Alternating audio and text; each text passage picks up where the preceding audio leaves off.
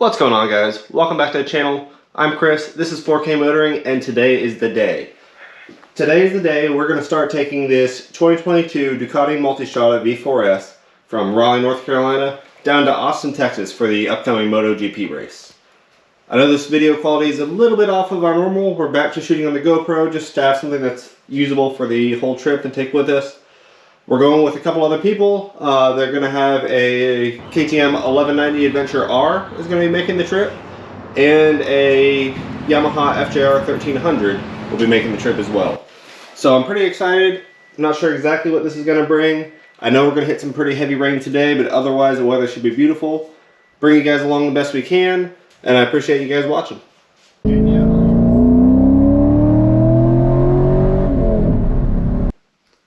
It is now Wednesday. It is 5:15 in the morning. We're getting ready to head out. Should be about 10 hours a day on the bike. We'll be doing an iron butt on the way back. 600 miles or so the first day or two. And we'll see how she does.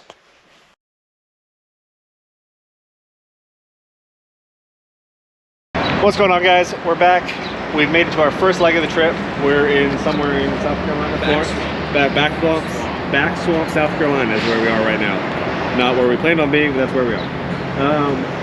Bikes have been great. 2 hours, pretty much exactly on the bike so far. Surviving. Any major issues? No. So, bike did a weird software thing when I turned it on, but I turned it off and back on. It seems to be fine. So, Ducati. Unplug it and plug it back in. Right, it worked fine. I'll be posting our fuel mileage as we go. Seems to be doing reasonably well. The 1190 Adventure R turned out to be almost exactly the same mileage as the new Multistrada, so for whatever that's worth. Catch you on the next stop.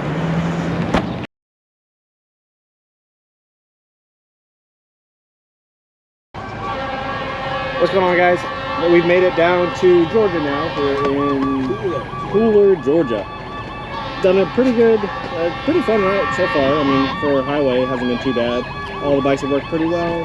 Mine's been having issues once we got into town, as we've known from before. Once it got hot around idle, it stalled out twice on me. So that's been fun so far. Once on an empty tank, once on a full tank. So we'll see what happens the rest of the trip. Hopefully not too bad, at least on the highway.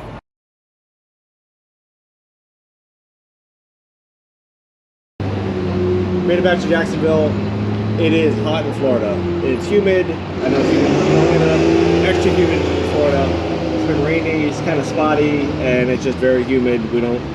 Evaporative cooling doesn't happen here. Bike has been interesting. Had it while riding, it just shut off the radar systems on me while using them. So using the active cruise control, once my monitor is working, it just decided to stop and wouldn't restart until I turned the bike off and turned it back on. It's happened twice now on this ride, so that's kind of concerning. It stalled once when I pulled in the clutch after riding, which is, again, a little concerning. That shouldn't be happening. So, a couple little issues need to work on the bike. I think all still heat related, but hopefully they can get it solved. I got guys that are with gasoline, so it's fun. KTM's no better. Well, guys, day one is over. We have made it down to Tallahassee, Florida, is where we are. A total of 620 miles showing on my odometer. We left around 6 in the morning, 6:20 in the morning. We got here about 5:20 in the afternoon. A couple of fuel stops and a lunch stop. I'm pretty happy with that. I think that sets us up for our iron butt pretty well. It rained right before we got here. Like literally 5 miles before we got here. Not even. If that. Probably a mile and a half before we got here. The sky opened up. We're wearing the Revit Poseidon 2 gear, all Gore-Tex. Doesn't breathe incredibly well for venting in the hot weather. So the 86-degree humidity-laden weather that we had coming here was quite hot. But once it started raining, it was quite nice to have, for sure. The bike did pretty well. Again, just those couple issues we had in the beginning, and that surging in the RPMs we have to work out still. But other than that, everything's taken care of. We're on for round 2 in the morning.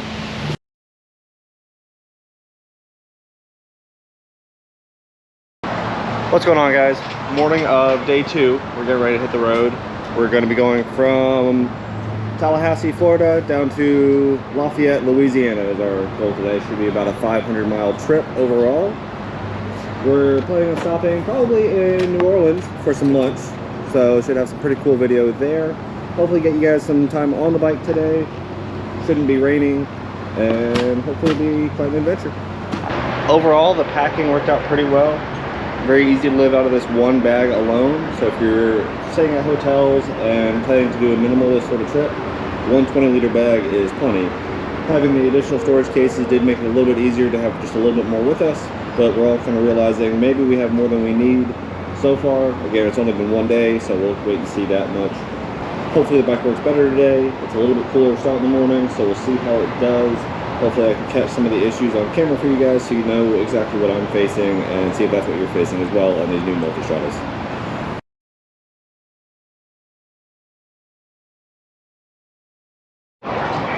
What's going on, guys? We're now in Mississippi. So we've crossed from Tallahassee, Florida. We're in Bay St. Louis, Mississippi right now. Came across all through Florida, through the Panhandle, Alabama, and now Mississippi. We're getting ready to go into New Orleans for lunch. Here's what we're gonna do. We have to find a restaurant. I think that should be pretty cool. Hopefully get some video coming into New Orleans. Should be pretty scenic, and go from there. Tried, overall our gas mileage has been 36 to 38-ish on this bike for this trip, which is about what I expected it to be. We've been keeping it at basically GPS confirmed 75 miles per hour for the majority of the trip so far, which is like 79, 80 displayed on the actual dash, but these are always a little bit off. We tried today just bumping it up to a GPS confirmed 80 miles an hour, which is 86-ish displayed. And gas mileage really didn't change a whole lot, though we had a lot of slowdowns, that sort of thing, so it's kind of hard to get a read, but not nearly as bad as I was kind of fearing. We get down there with the low 30s, so we didn't do that. So we're still in the mid upper 30s. So if we can maintain that, this is going to be a pretty easy trip.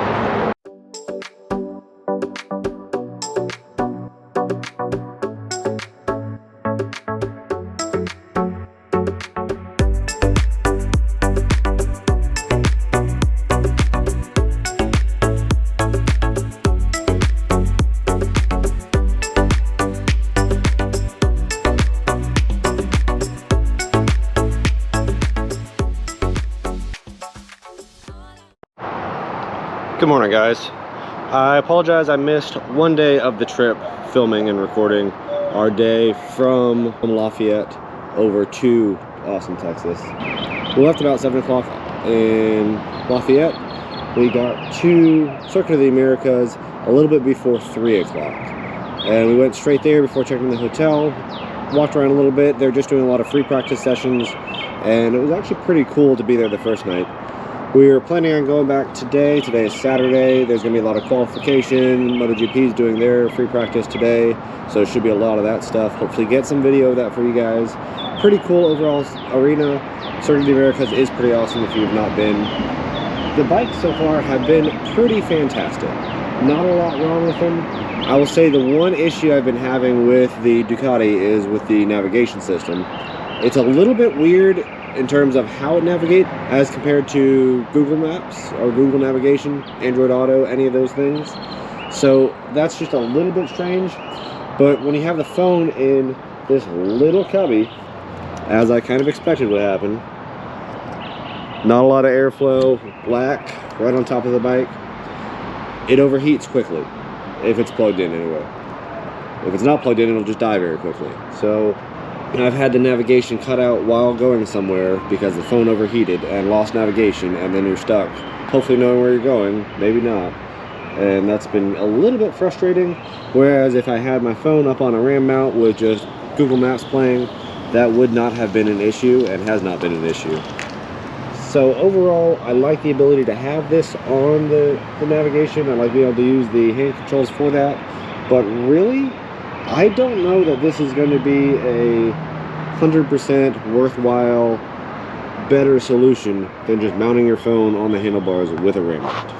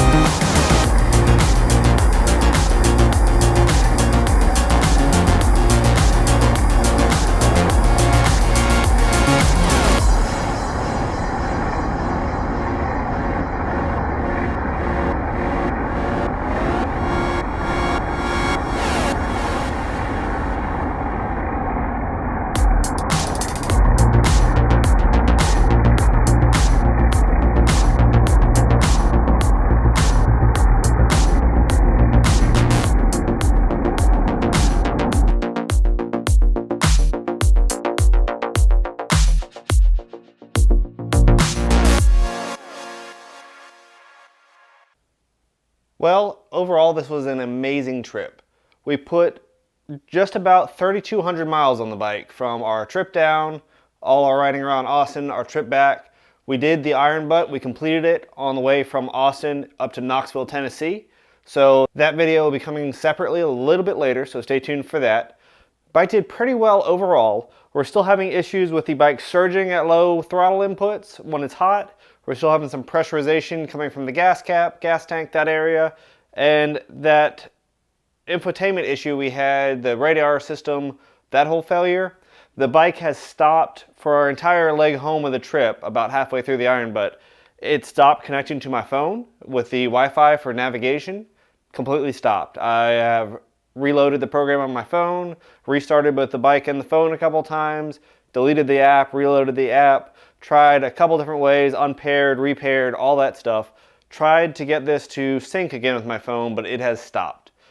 Again, kind of solidifying in my mind the fact that while this navigation ability is awesome, the way they've gone about it, it's not quite as reliable as, say, a wireless Android Auto unit would be.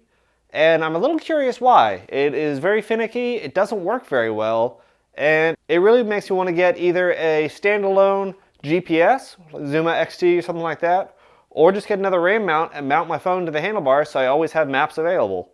And I really hoped on this bike, since it has this ability, I wouldn't have to do that.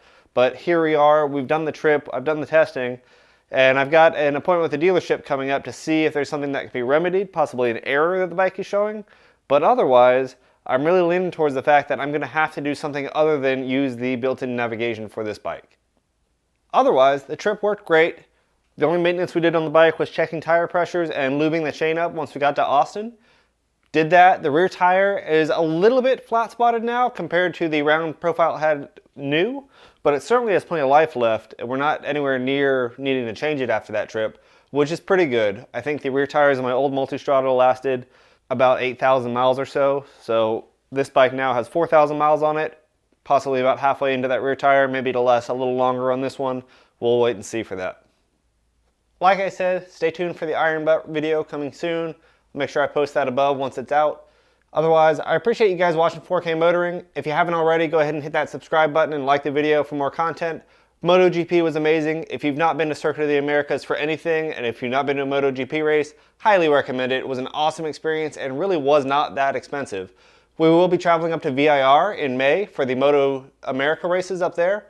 If any of you guys are around the area planning to go to that, let me know. I'd love to hear about it and love to meet you guys there. Otherwise, stay tuned for more adventures with the Multistrada. We're going to go to the dealership, get some of this stuff looked at to see if there are some solutions, and hopefully be back with you soon. Thanks for watching. We'll catch you next time.